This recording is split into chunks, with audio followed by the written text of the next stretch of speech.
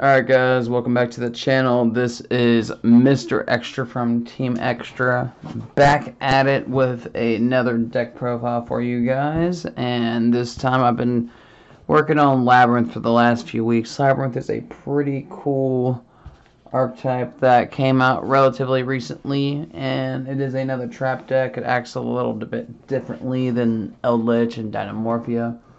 And this is my deck profile post ban list the week before Darkwing Blast, and then at the end I will tell you what my suggestions are to add to the deck profile or the deck if you're playing it post Darkwing Blast. So we're going to go ahead and we're going to get into it. We're going to start off with our Labyrinth cards. So we run Ariana at 2. Now, Ariana is the main searcher. This is like your stratus for the deck. I would run 3, but I don't have 3, so I'm making do 2. What Ariana does is Ariana lets you search for a Labyrinth spell or trap, well, Labyrinth card, so it can be spell, trap, or monster, and add it to your hand from your deck.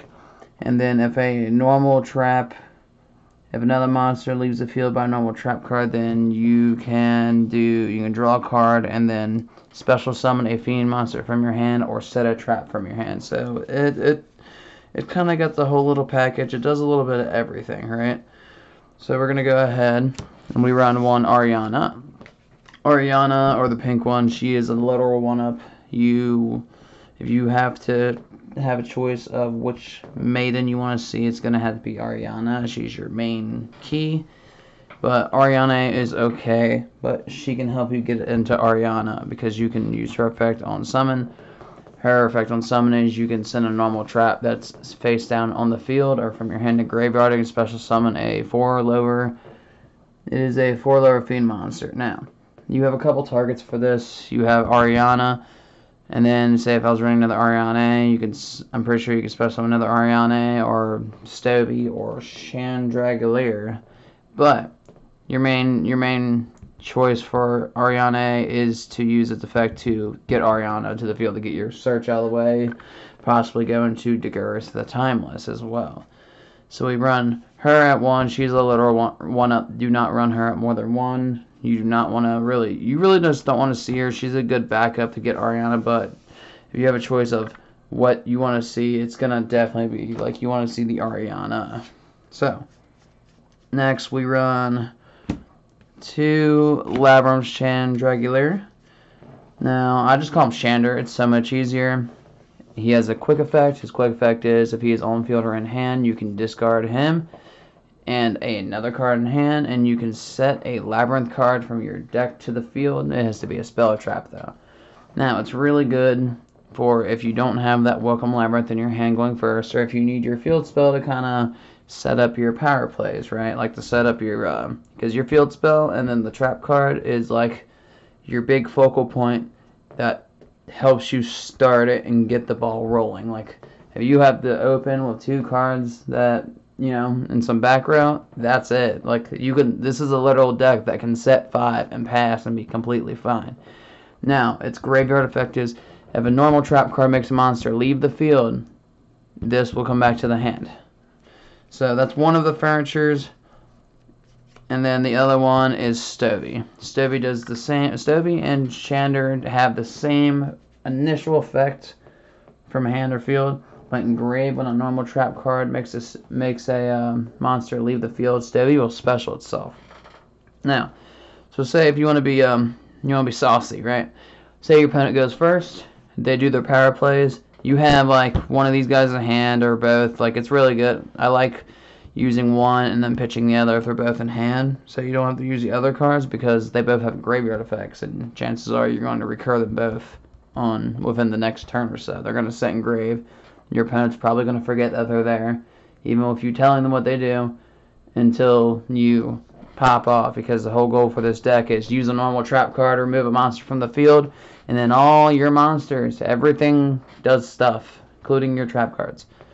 But I like to go on the end phase. I'll pitch Chander or Stovey with something else, or with like one or the other together, to set my Welcome Labyrinth on end phase, because on end phase your opponent's most likely not going to stop you from doing it.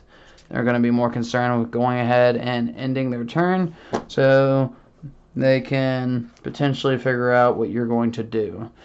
And chances are, not a lot of people play this deck. I am the only person on my locals who plays this deck. So, we're going to go with the boss monster for right now. So, I run lovely Labyrinth of the Silver Castle at 2. She is your main key. She is the first target you want to welcome Labyrinth out. Now when Darkwing Blast drops, you're going to get Lady of the Labyrinth, and you're going to get a trap card called, it's Dharma's Control something. It is a trap card that does a lot of stuff. Just believe me, look it up. And you're going to need that too. But what she does is she is your main welcome Labyrinth target. She protects your normal trap cards from being negated by monster effects. So literally, if you set 4, set 5 pass, and then you have welcome Labyrinth, and you want to make sure your other stuff resolves, we are in a format that is very monster omni negate heavy, meaning like chances are they're going to use Carrot to negate one of your trap cards, for example, or they're going to use like Toad, and this says no to Toad, this says no to Carrot, this says no to like just standard, this says no to Ash, by the way. It'll say no to Ash. It'll say no to Ghost Bell. So say if Welcome Labyrinth's coming back from grave and setting on the field, and they try to Ghost Bell it, if this is on the field, it will say no to that too, and it is a blanket effect. So she does a bunch of things. First things first, if a normal, well, I told you about the protection she gives from monsters negating your normal traps. Once per turn, she can target a normal trap card in the graveyard and then set it back on the field, and then the normal trap card that she sets on the field gets an additional requirement of needing a Fiend on the field to activate it. The whole deck is Fiend, so that never has been an issue. The next thing she does is if a normal trap card removes a monster off the field, she can hit a card out of your, she can randomly destroy a card out of your opponent's hand, or she can pop a card on your opponent's side of the field. That comes up constantly. And you can chain block this too with your furniture cards as well. So if they're going to use like a generic negate that doesn't target, you can protect that as well. And then that's pretty much what she does. Her main concern is if you need to have just one Fiend on the field to fuck shit up, this is it. You need her. And then once per turn, like what I like to do at Castle is, say if I'm dealing with like Sprite, for example, and I used Ice Dragon's Prison, right? You just use it, pop cards out of their hand, use her effect, set it, pass to them, use it, pop a card out of their hand or field, it goes to the graveyard, you recur all your graveyard cards, so your furniture cards or your welcome labyrinths and whatnot, and then on your turn, so basically you just keep her protected as long as possible with your back row, and then every turn you just reset the same card that hurts your opponent the most. Like with Flounder, I was imperm cycling my opponent yesterday, well, on Saturday, where he would have to put a bird out, I'd imperm it, and he'd have to pass. I would use Castle to reset it, and then I just did that for 4 straight turns. But yeah, she is the main boss monster for now. She is really good, but when Lady of the Labyrinth comes out at Darkwing Blast, I believe it's like, I want to say 6 to 8 days from now, then you're going to need one of her at minimum. Your other good target is Labyrinth Archfiend. Labyrinth Archfiend, you gain 400. It gains 400 attack for every normal trap card in your graveyard with a different name. That's the first thing. Second thing is it can special summon from hand when a normal trap card is activated. That's the second thing. Third thing is you basically can, when this thing is summoned, you can search a battle trap. Battle trap meaning something that says when an attack is declared. That's what I would call a battle trap. And then lastly, if there's other fiend monsters on the field and this is on the field, which I will flip it up on the field in defense mode half the time, unless I need to get over something big, they have to kill Archfiend first, and Archfiend has 2800 defense, which is kind of thick. So we're going to go and get those out of the way, and then we're going to elaborate just the Labyrinth spells and traps, and then the rest of the grease in this deck. So we run 3 Welcome Labyrinth. It is your Sanguine in the deck. This is better than Sanguine because Sanguine has to banish itself to grab another trap card to in turn banish that trap card to search for another Sanguine. All this says is special summon a Labyrinth card from the deck, And then if you use a normal trap card to remove a monster off the field, this will reset itself from the graveyard. And then you can just keep doing it. You can just keep on doing it. It's fantastic. And then you run 2 Labyrinths. You want to run it at 2, not 3, because if you open with a hand of 3 of these, it's not going to go well. Labyrinth. When if you activate Welcome Labyrinth, it gives it an additional effect to where it can pop a card in the field. And then if you use a normal trap card to if you activate a normal trap card, you can special summon a fiend from your graveyard or your hand, so you can pull your castle back. And then this combination and castle in the field, every single time you resolve that Welcome Labyrinth and then castle, Welcome Labyrinth pop a card, it'll set off castle, and then castle will pop a card as well. So you're getting +2, well +3 if you count the monster that's coming to the field as well. So that is all the actual Labyrinth stuff. So we're gonna go into like the spicy traps. Hand traps are very simple. I don't really run a lot of hand traps, so we run 3 Imperm in this for just general negation. We run some interesting stuff though. You guys will probably appreciate it very much. We do run our Floodgate. It is double rivalry, mainly for the matchup against like Danger Tierman and Sprite, depending, because you can lock them into their danger monsters and whatnot, and then it actually screws them up pretty bad, because then they have to do extra stuff. We run 2 Trap Tricks, so we can Trap Trick out all of our other cards. You're never going to Trap Trick the Imperm. You can only Trap Trick normal trap cards, but I mean, there's lots of good Trap Trick targets. We run 2 Ice Dragon Prism because it is a pain in the ass for most decks. Most decks, you're going to be able to have targets for this, and you can also Trap Trick it out. And then we have my favorite Trap Trick target is double Torrential Tribute. You Trap Trick one out, and then you just tell them no. Hallelujah Francais, we are not doing it. Let's see. We run 1 Dark Sacrifice because it is good. It stops Harpies, it stops Lightning Storm, it stops generic effects that says it destroys, negates, and destroys a card. I actually used this recently to stop a Baron. We run Ghastly Glitch at 3 to dump Backjack, pop a card on the field, set off Silver Castle. Initially, you can pop cards on the field, Floodgates and stuff with this. It's really good. We run 1 Metaverse because, yes, we are running the mine. And then 2 Punishments, which you can also Trap Trick that out. But realistically, your best trap card that you want to see the most is probably going to have to be Ghastly Glitch, because it is not once per turn. And it definitely slows down your opponent because you can snipe their back row. And then you can snipe one of their monsters. So say if you have Ghastly Glitch on the field, you have Silver Castle on the field, and then you have Labyrinth face up. So the field's full, right? So if you Ghastly Glitch, you can hit one of the monsters with that, and then you can special summon one from grave or from hand because Labyrinth going off, and then you can also snipe a card out of their hand at random or pop a card on their field with Silver Castle being on field as well. So we're going to go into the last little bit of this before we go to the extra deck. We run Backjack at 2. 2 is plenty. I usually resolve his effect twice per duel. I dump him off Ghastly Glitch. I dump him off a couple different ways. And if you don't know what he does, he lets you look at the top 3 cards of your deck. You can dump him out of hand with your furniture cards, so Stovey or Chander. And you look at the top 3 cards of your deck, put them back in any order that you choose. So it gives you knowledge, basically. And then on your opponent's turn, you can banish this from a graveyard, and then reveal the top card. If it's a normal trap, you can set it and use it that turn. That's the important line right there. Aside from that, we run 1 Lilith, Lady of Lament, because you could also use Ariana to special this to the field from deck. And this is a very awesome card where it will let you can quick effect target itself, send it to grave, and you reveal 3 normal trap cards from your deck.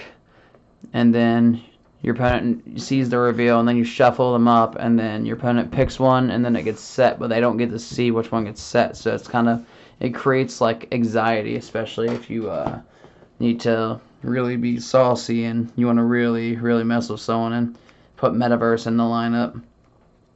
We run 2 Pot of Prosperity because digging is very nice, And you can, like, your extra deck is an option in here, but you really don't need it to win. If you want to win a little faster, yes, but not really. We play 2 mine because 2 mine's more than enough. I would hate to see 3. And the only real hand trap we play outside of Imperm is D-Shifter. Yes, you can play D-Shifter. It's pretty crazy that a trap deck is able to play it. You just open this bad boy up, and then you go D-Shifter, and then you chain one of your furniture cards as well. Because as long as D-Shifter goes first, and then the furniture card goes second, it will resolve. So if you go like Stovey, like D-Shifter 1, Stovey 2, Stovey will go to grave, resolve, and then be engraved to recur back while you're under D-Shifter. So it's pretty nice. Pretty saucy things you can do here. Okay, so the extra deck goes as follows. It's pretty straightforward. We have an Enema just to get the backjack off the field, just to get that rolling. We have an IEP for IEP plays. Now, welcome Labyrinth though. One thing you got to remember with it is it fiend locks you for like the turn you use it and then the following turn. So say if I use it on my opponent's turn, it'll lock me there and then it'll roll into my turn, and then after that you're good. So some of these are a little situational, but most of it is fiend. So we have Gloomy for Gloomy plays. We got Daguerreus, who is a fiend, to do Daguerreus things to draw. We have Nightmare Phoenix, which Nightmare Phoenix lets you draw cards too, which is pretty nice, not gonna lie. We have Abyss Dweller for if you're going first and you end up setting the Welcome Labyrinth, and then you just build your board a little bit up, and then you put out the Abyss Dweller to deal Tearment, which hardly comes up.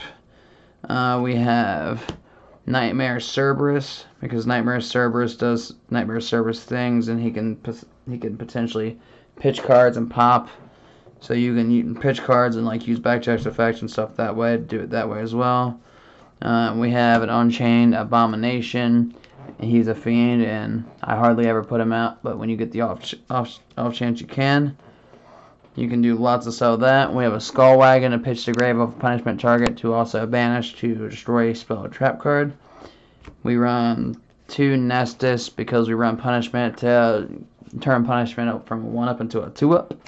We run the Wind Pegasus to do the graveyard effect. Let's see. 1, 2, 3, 4, 5, 6, 7, 8, 9, 10, 11, 12. I'm forgetting one card, which I'll tell you what it is. But, we have a Galaxy Eyes Prime Photon Dragon just as a 4,000 punishment target, and then a Borland Dragon as another punishment target. And then the last card that is missing here that I do use with IP, I can actually grab it for you guys right now. It's in another deck at the moment. Let's see. Is Underworld Goddess, because making the IP going into the Underworld Goddess on your opponent's turn, so you IP jump over one of their monsters in the Underworld just to do that, and you give it the little bit of extra protection it needs. So we're going to go ahead and elaborate the side deck, and then that is pretty much all I'm going to have for you guys here in just a minute. So the side deck's fairly simple. It's tailored for more the meta than anything, but you can get real saucy with this. As a trap deck, you have lots of options. 2 different dimension ground for Tearment. 2 different dimension barrier for Tearment as well. We have 2 Solemn Judgment just for extra protection. 2 Lord of the Heavenly Prison for the exact same reason, to prevent Harpy and Lightning Storm. Let's see. 2 Anti-Spell for Sprite and Runic.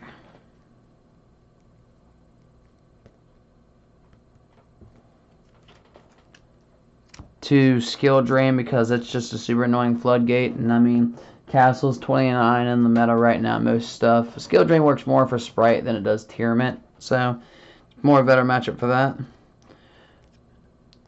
2 Evenly Matched to break boards, and then the Spice card guys. 1 Barrier Statue of the Abyss. I actually got to drop this on someone on Saturday against a Sword Soul player, and what I do, or what I ended up drawing it and just normal summoning it, because your normal summon doesn't really matter with this deck. I mean, your normal summon is either Ariana, or you're just gonna not normal and then just special it out and then do your searches and everything.